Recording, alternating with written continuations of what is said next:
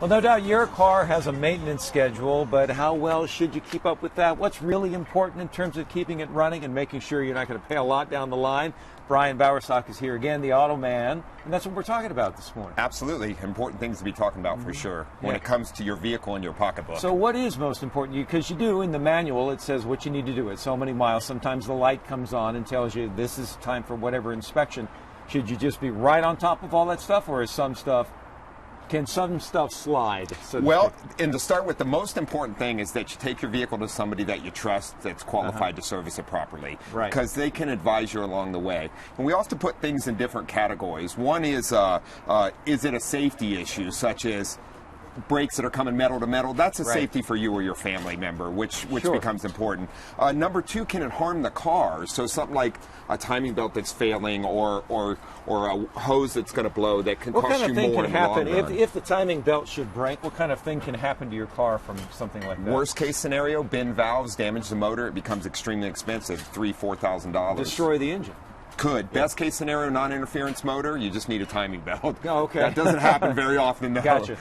So there's a lot of differential things depending on the type of vehicle you have and stuff like that. But what we try to stress to folks is often we get people in that come in and say, you know, I was told I need this or I need that. And we look over the vehicle, our master tech do, and they say, you know what, you don't need this or you don't need that. And some of it is servicing. So if your budget is tight, whoever's taking care of you, if they're doing a good job for you, should be telling you, okay, need to do these things, they're important. These things here we can put off for a few months, you know, put them in your budget. They are coming, but make sure and just put them on the horizon. You don't have to do it all right this second. I know there's a pretty strict schedule on belts and hoses that they'll give you, but just what you said, like with my mechanic, you go in there and he'll check it and say, you know what?